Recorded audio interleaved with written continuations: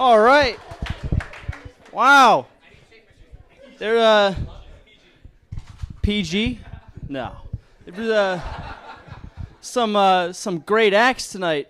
It's gonna be. It was tough to follow. Let's go for them one more time. That was fucking great. Yeah, man. Wow. I was homeschooled growing up. It was kind of rough experience. I really enjoyed being homeschooled, and people will ask me, they'll be like, "Hey, how was homeschooling? Did you like it?" And I'll be like, "Yeah, no, it was great." And then they'll go, "Oh, what was your least favorite part?" Which to me sounds like them going, "I don't like to think that you enjoy what you do, so tell me why I'm right." Now the obvious choice is sex ed.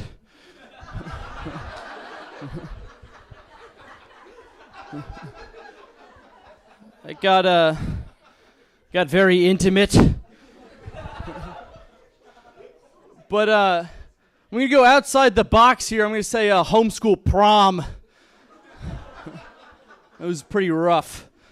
Homeschool prom was interesting because, at a lot of proms, they'll say there'll be a rule that there must be 6 inches of space between dancers at all times. And very rarely is that enforced, but at homeschool prom it is, and the reason for that is because the parents chaperone the prom. Allow me to repeat that. The parents chaperone the frickin' prom, man.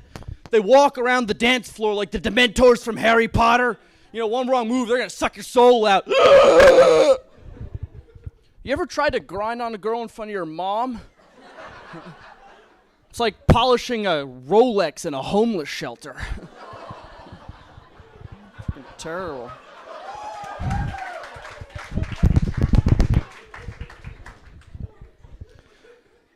I had to take the GED because I was homeschooled.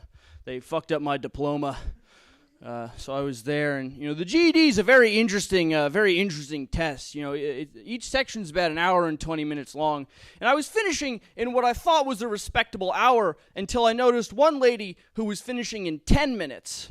I was like, man, this bitch is a genius.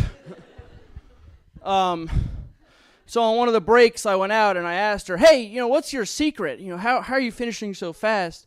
And she looks at me and she goes, "Oh, I do not read the questions." It's like, well, that's one way to do it, huh?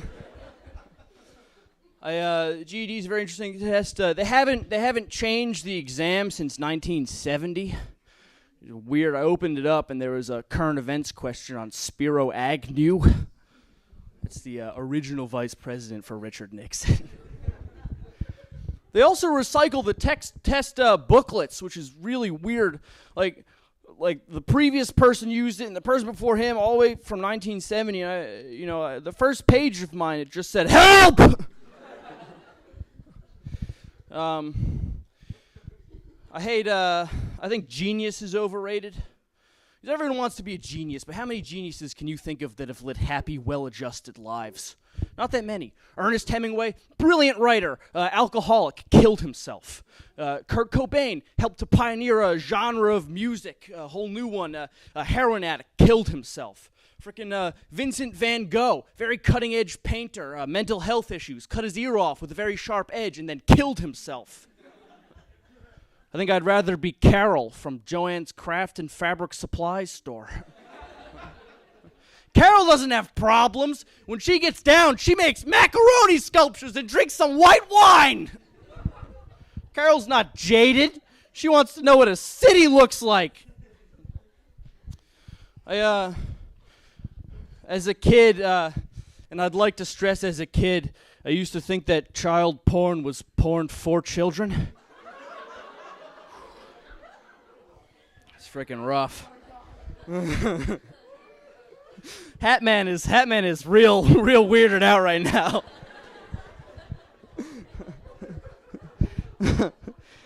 Obviously, I'm in college now, which is great. Not because I'm learning a lot, but because I have a real hand on the pulse of the stuff that upsets people nowadays. You know what I mean? I know all of the issues that get people all hot and bothered under the collar. And right now, the main issue is like labeling, sort of labeling people in stereotypes. And I'd like to do a character of what it sounds like to me when those people who say that go too far. The universe, and let me tell you this, because I've been to a few rallies and I know that it's true, is divided up into two separate types of people. And only two. And don't ever let anyone tell you differently. There's the labelers and then the ones that they label. And those labelers, oh my God, they're the worst. They walk around speaking their loud, outspoken stereotypes and generalizations and angrily speaking them. Why do you need to be so mad? Drives me insane, man. You know, because we're just trying to live our lives, man. We're just trying to live with the breeze. You know, we're just trying to create a safe space to live dangerously and upset the apple cart. You know, how can we have conflicting opinions if we can't agree to play nice and listen to the thought-provoking ideas stroking the fires of the hired and fired unemployed applied to the application of the nation re-envisioning the corporatized lies?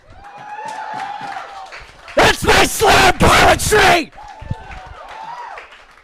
I dabble. It just upsets me, man, you know, because you're trying to put me in a box. Just because I stand before you as a white man who likes women, that doesn't make me your straight white male. That doesn't make me your stereotype. Try to put me in a box, man, in a box with the boys in the boys' box. But I want to be in the boys' box. I want to be in a box with the girls because I like girls. And I want to have sex! Ah! Everyone's a hypocrite. I think that's what I'm saying, you know? Real quick, I hate individuality. I think it's stupid. Everyone wants to be an individual. There's no one left to conform. It's terrible. You know, everywhere I go, people are like, be yourself, be yourself, be yourself. What if I don't want to be myself? I think I'd rather be someone else. I'd rather be this guy. Martin, you just told someone you'd sleep with their voice.